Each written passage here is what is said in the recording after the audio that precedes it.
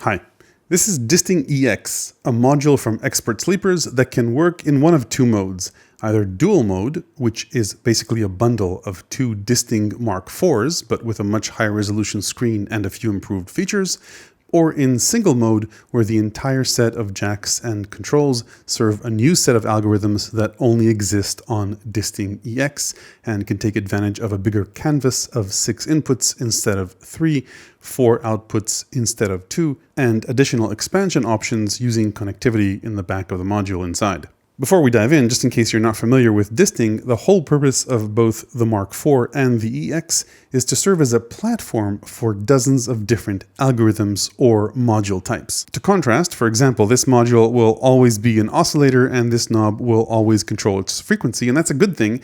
Clearly labeled hands-on control is one of the things that make hardware instruments great. DISTING Mark IV, as well as DISTING EX, takes a Swiss Army knife type approach. It'll serve as one of close to 100 different modules in a very small space, only 4 HP, based on which algorithm you load up into it. Now, I reviewed DISTING Mark IV over 2 years ago, and since then I've used it in countless setups as an adder, quantizer, slew rate limiter, linear to exponential converter, delay, reverb, MIDI file playback, Turing machine, sample player, sample and hold, LFO, custom LFO player, and more. The trade-off with the DISTINGs compared to most regular modules is that the knobs and jacks aren't labeled, so you need some other way to figure out what they represent. The challenge with DISTING Mark IV in particular has been that since the screen only shows 2 letters at a time, 2 characters at a time, words need to scroll by letter, which is quite a test of one's inner peace and patience,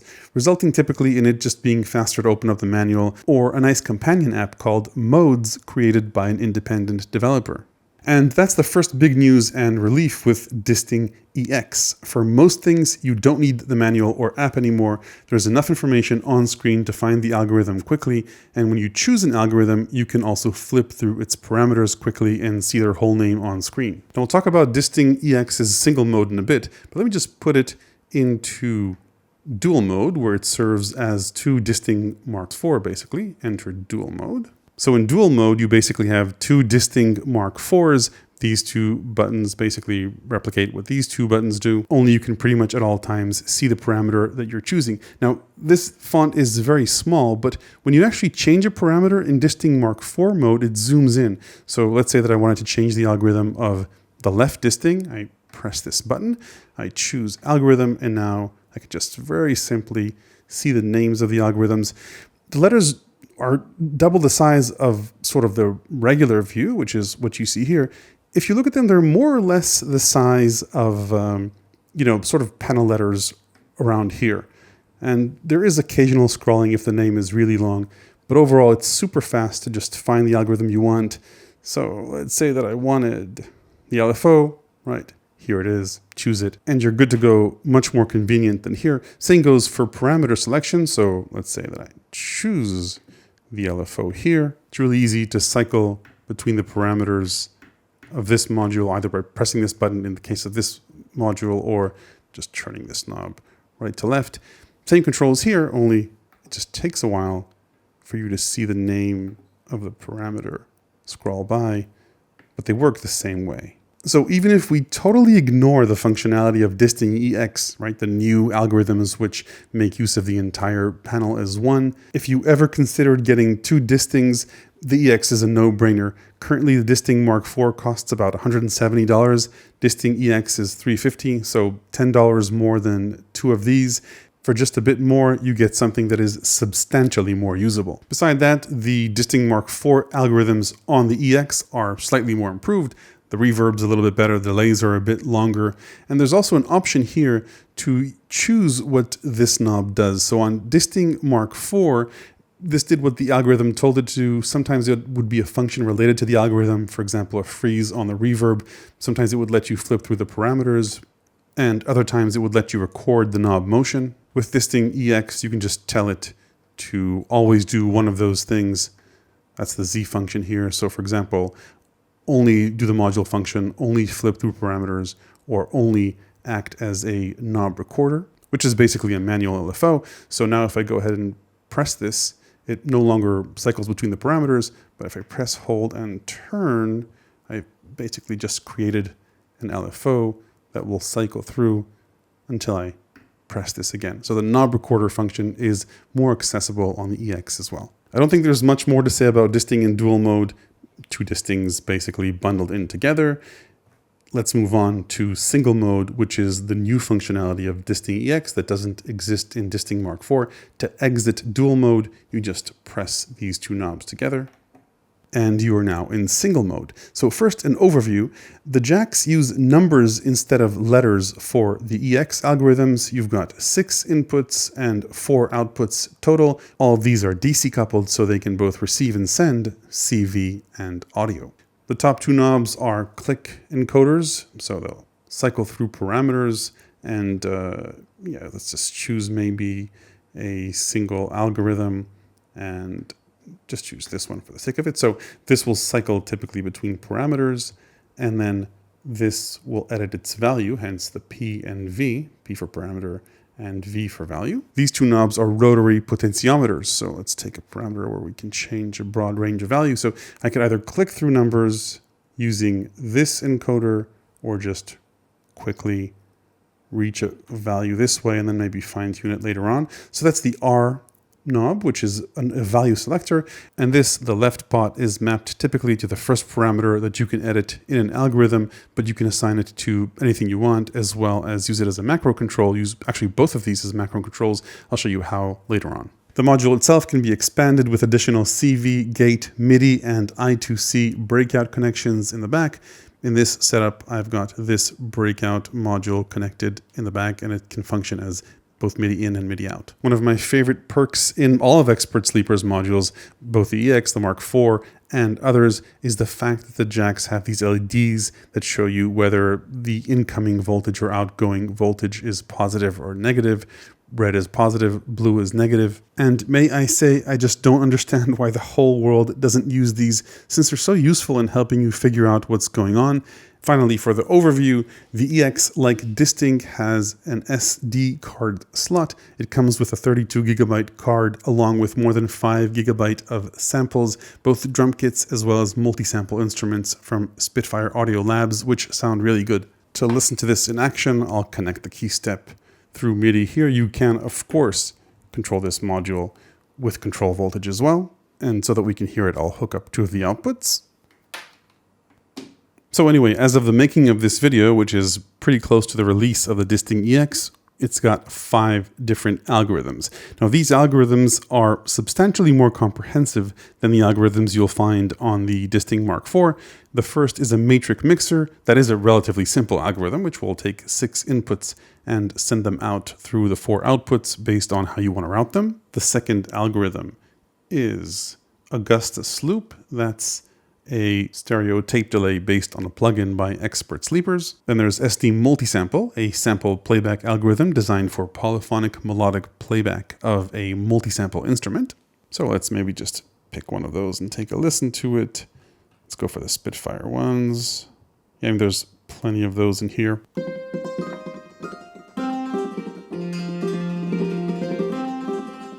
Now, you don't need to use a MIDI keyboard for this. You can also use these input pairs to control 3 voices through CV and gate. The gate inputs here are velocity sensitive, so it saves you using 3 cables. Let's maybe just listen to a few more.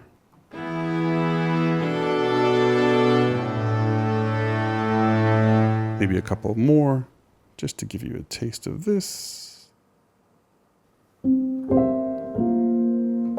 Nice polyphonic piano. The reason this sounds, I think, relatively good is because the samples here, sample playback, supports multi-samples, meaning instruments that are sampled not just one single sample across the entire keyboard, but multiple samples at various intervals, not only for different pitches, but also for different velocity levels. Not only that, some of the Spitfire audio samples here will round robin through a single sample for a single velocity and pitch, which is something the sample engine supports. I'll show you how to create a multi-sample with one of these in a bit. This algorithm also supports a chord mode and arpeggiator, so if you only have one CV going in, you can still get a lot going with it. There's an excellent demo of this on the Expert Sleepers channel, so I won't repeat that here. Then the fourth algorithm out of 5 is, here we go, choose single, SD6 triggers. This is a sample player designed to trigger 6 different samples, typically for drum machine style applications, but it can obviously trigger any sample. You've got 4 outputs and can assign any sample to go out a single output or any one of the 2 stereo pairs. We'll take a deeper look at this in a bit, but you can transpose samples, pen them, and it also supports choke groups. Then the last algorithm, again, at least as of the making of this video, is the WAV recorder. This is both a multi-track audio recorder. It can record 6 tracks simultaneously, but it also has an auto sampler, something that creates multi-samples directly from the module. I'll show you this in a bit as well. Before I show you that, let's zoom in to see what one of these EX algorithms looks like. I'll wave my hand and change the setup. Now, these algorithms are substantially more comprehensive than those in DISTING MK4, often with dozens of different parameters. You can go through them one by one, but in order to help manage so many parameters, you can map both CV and MIDI CCs to control any of them. Let's take a look, for example, at the SD6 triggers algorithm designed to trigger 6 samples. I've got 2 fun little Euclidean and Zox style sequencer modules here, which just happen to add up nicely to the 6 trigger inputs on the EX. In case you were wondering, yes, DISTING has a Euclidean sequencer too, but like I mentioned earlier, if you have one nearby, it's always fun to have a dedicated module with hands-on control and visual feedback. So let's take a look, for example, at the parameters in this algorithm. The first 6 parameters are always the same regardless of the algorithm. They're virtual attenuators for the 6 inputs. So say if you have an LFO controlling a parameter, you can attenuate it, increase its value, or invert the signal, so that those are parameters 1 through 6 at all times. Then the rest are unique to the algorithm. The first parameter here is the folder, which contains the samples that these inputs trigger. Then maybe if I tone these down for a bit, the next options let you choose the samples. So option 8 is sample 1, right? That's what's being triggered in slot 1 here, and I could change that, of course, by editing the parameter. And then sample 2, same thing, 3, 4, 5, and 6. So if I wanted to change, say, the hi-hat, that's sample 3. Let's just get that going. I can change that. Okay, less cowbell is better in this case. Stop this. The next parameters, aside from sample names, are which output each of the samples go to. 1 and 2 is this pair, and then I could choose 3 and 4, or each of the individual outputs as well, which is these parameters in here, 1 through 4. And then 5 and 6 are the output pairs. So you have that choice for each of the 6 samples. And then we've got gain for each of the 6 samples, gain 1 through 6, panning 1 through 6, then envelope times 1 through 6, transpose 1 through 6, fine tune 1 through 6, choke groups 1 through 6, and saturation of the outputs. And that's pretty much it.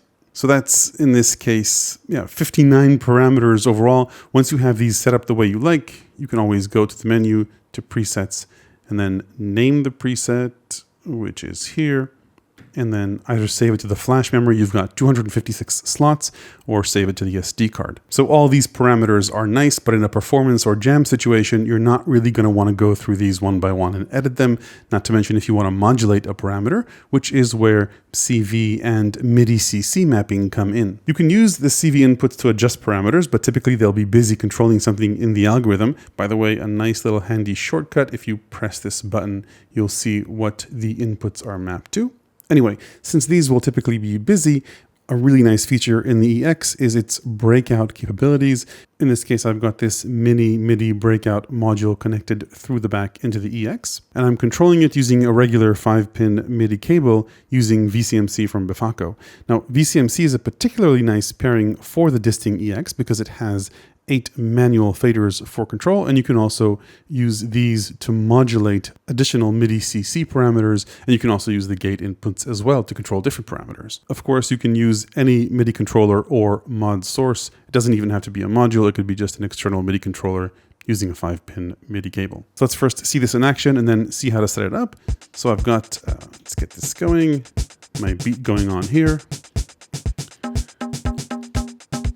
All these are triggered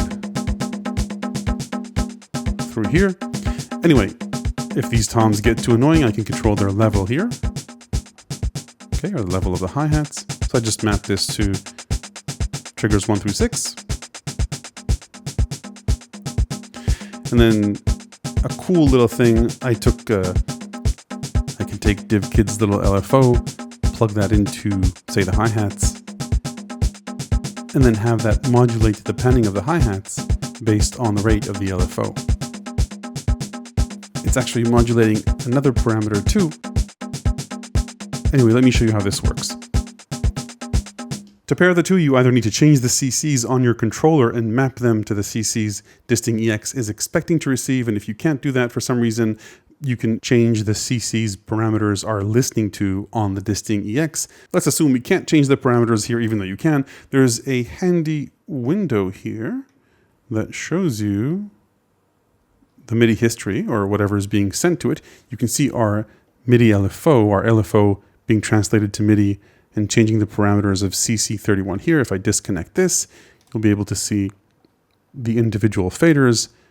This is sending out information on CC20, 21, 22, 24, and so on. So all I need to do is get DISTING to listen to those parameters. Let's go back into here, into mappings, and then we want to map the MIDI mappings. And as I go through the parameters of this preset, you can see that gain, so gain for trigger 1 is mapped to CC20, which is this fader, then so on for the other samples, right? Gain being controlled by these faders. Then if I keep going to pan, you can see that the pan of sample 3 is being controlled by CC31, which is what this is sending out. Then if I connect the LFO back into here, maybe just turn things down a little bit here so we can focus on the hi-hats. You can hear the hi-hats panning left to right, and that is because the panning of sample 3 is mapped to CC31. If we go out of the panning menu and just back into our preset, and then go ahead and find the panning parameter, you'll notice that you can see it modulated by the MIDI CCs. If I disconnect this, modulation stops, connect it back in, and get it back again. Now, I won't go into all the options here. There actually are pretty good tutorials on Expert Sleeper's webpage. I'll just say very briefly that you can, aside from the MIDI mappings, where you can attenuate signals, you can also map these buttons, what happens when you press them, as well as these knobs, what happens when you turn them, and you can map them to multiple parameters, as many as you like. So say if I wanted to map this knob to the panning of my snare, I would just go into here and choose knob left or right, whichever I wanted, and then this would control the panning of the snare. So let's just try that out, get our snares back, and then exit this, go back into our preset, and we now have panning control over the snare using this knob. And again, you can use it as a macro. It can control as many parameters as you like.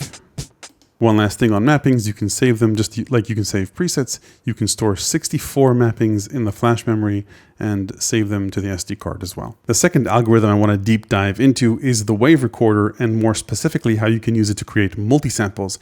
For this, I'll unplug the key step and then plug the MIDI cable into the MIDI out, and we're going to multi-sample the subharmonicon over here. Now remember I said you can press this to get a quick view of what the inputs are used for. So left and right inputs are these two. Take the MIDI cable, plug it into the subharmonicon. You can, by the way, also sample using CV, using the CV outputs to trigger modules. And I'll take the audio and plug it into here.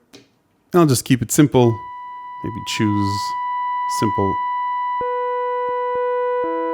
subharmonic interval.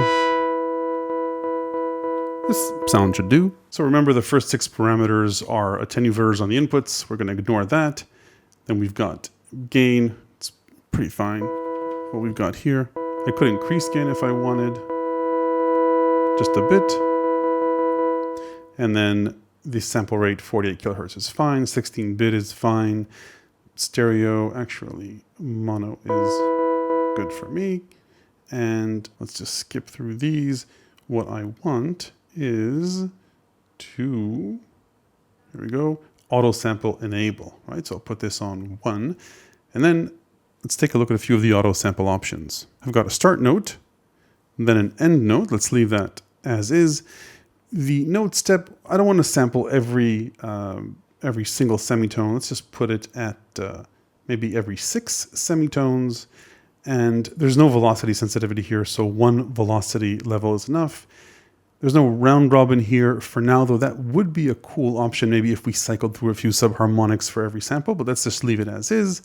Then we've got a coarse setting for how long we want the gate to remain open, and fine setting, then how long to wait for the sound to decay.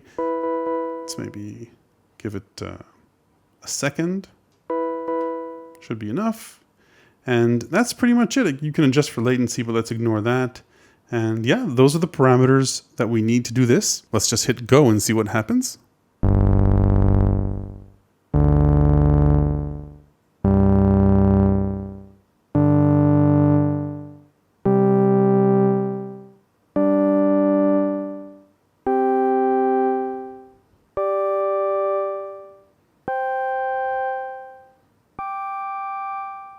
And that just gets stored into the SD card. I can now go back to any one of the playback algorithms. Let's just go for SD multisample. And I could, again, play this with control voltage, but let's just stick to the key step for now.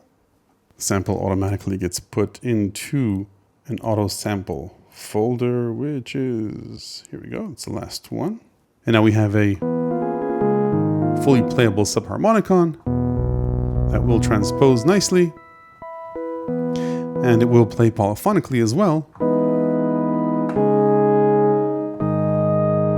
which I think is pretty neat. A couple of small limitations that I saw on the sampling side, at least as of the current version of the firmware. There's a tiny faint noise when playing the samples or accessing the SD card. Frankly, I only heard it when I listened very carefully, but it's there. The second thing is that there's a limit for how far up you can transpose a sample before it starts crackling, because the higher up you go, the faster it needs to read it off the SD card. That said, the benefit of streaming samples off the SD card is that you can play very long samples. So if you want to stream entire tracks off the DISTING EX or the DISTING MK4, you can. Okay, let's talk about the pros and cons. I'll start with the obvious con. Nothing beats a dedicated module with a clearly labeled knob per function interface.